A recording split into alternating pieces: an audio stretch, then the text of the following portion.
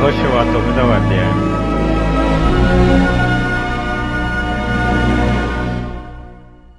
యోర్దాను అవతలనున్న మన్యములోను లోయలోను లెబానోను నెదుటి మహాసముద్ర తీరమందంతటను ఉన్న హిత్తీయులు, అమోరీయులు, కనానీయులు, పెరిజ్జీయులు, హివ్వీయులు, యెబూసీయులు అను వారి రాజులందరూ జరిగిన దానిని వినినప్పుడు వారు యెహోషువతోనూ ఇశ్రాయేలీయులతోనూ యుద్ధము చేయుటకు కూడి వచ్చిరి.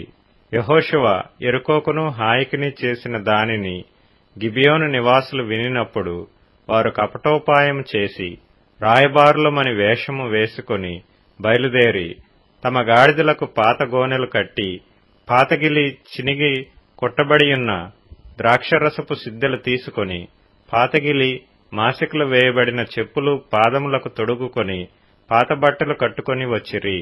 వారు ఆహారముగా తెచ్చుకొనిన భక్ష్యములన్నీయు ఎండిన ముక్కలుగా నుండెను. వారు గిల్గాలు నందలి పాళెంలోనున్న యెహోషువ యొద్దకు వచ్చి, మేము దూరదేశము నుండి వచ్చిన వారము, మాతోనొక నిబంధన చేయుడని అతనితోనూ ఇశ్రాయేలీయులతోనూ చెప్పగా, ఇశ్రాయేలీయులు, మీరు మా మధ్యను నివసించుచున్నవారేమో, మేము మీతో ఏలాగు నిబంధన చేయగలమని ఆ హివ్వీయులతో ననిరి. వారు, మేము నీ దాసులమని యెహోషువతో చెప్పినప్పుడు, యెహోషువ, మీరు ఎవరు, ఎక్కడి నుండి వచ్చితిరి అని వారిని అడుగగా, వారు, నీ దేవుడైన యెహోవా నామమును బట్టి నీ దాసులమైన మేము బహుదూరము నుండి వచ్చితిమి.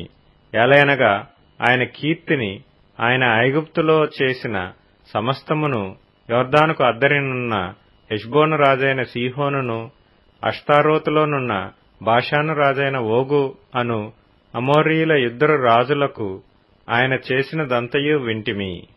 అప్పుడు మా పెద్దలను, మా దేశ నివాసులందరూ మాతో, మీరు ప్రయాణము కొరకు ఆహారము చేత పట్టుకొని వారిని ఎదుర్కొనబోయి, వారితో, మేము మీ దాసులము గనుక మాతో నిబంధన చేయుడి అని చెప్పుడి అనిరి.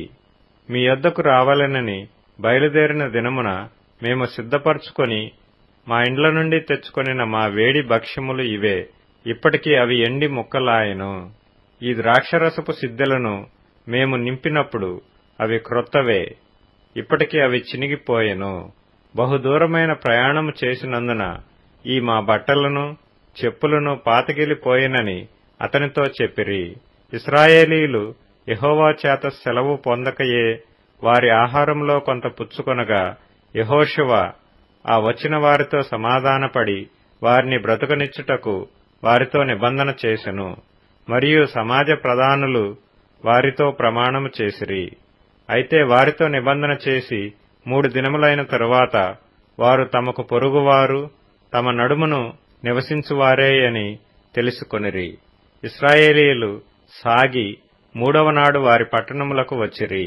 వారి పట్టణములు గిబియోను, కెఫీరా, బెయేరోతు, కిర్యత్యారీము అనునవి.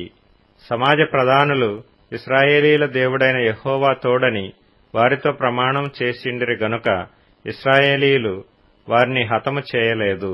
కాగా సమాజమంతయు ప్రధానులకు విరోధముగా మొర్రపెట్టిరి.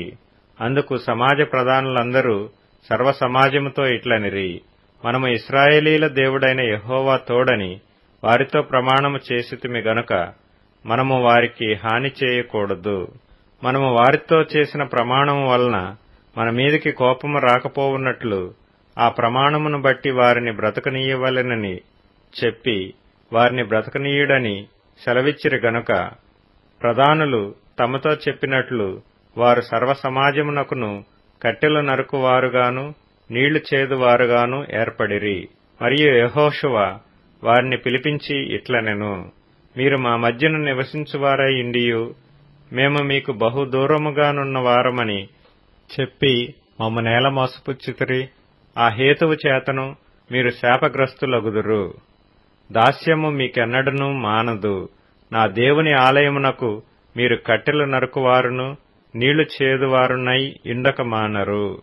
అందుకు వారు యెహోషువను చూచి, నీ దేవుడైన యెహోవా ఈ సమస్త దేశమును మీకిచ్చి మీ ఎదుట నిలవకుండా ఈ దేశ నివాసులందరినీ నశింపజేయునట్లు తన సేవకుడైన మోషేకు ఆజ్ఞాపించునని నీ దాసులకు రూఢిగా తెలుపబడెను. గనుక మేము మా ప్రాణముల విషయంలో నీ వలన మిక్కిలి భయపడి ఇలాగు చేసితిమి. కాబట్టి మేము నీ వశముననున్నాము. మాకేమి చేయుట నీ దృష్టికి న్యాయమో, ఏది మంచిదో అదే చేయుమని యెహోషువకు ఉత్తరమిచ్చిరి. కాగా అతడు అలాగు చేసి ఇశ్రాయేలీయులు గిబియోనీయులను చంపకుండా వారి చేతులలో నుండి విడిపించెను. అయితే సమాజము కొరకును యెహోవా ఏర్పరచుకొను చోటున నుండు బలిపీఠము కొరకును కట్టెలు నరుకువారుగాను నీళ్లు చేదువారుగాను యెహోషువ ఆ దినమందే వారిని నియమించెను. నేటి వరకు వారు ఆ పని చేయువారై ఉన్నారు.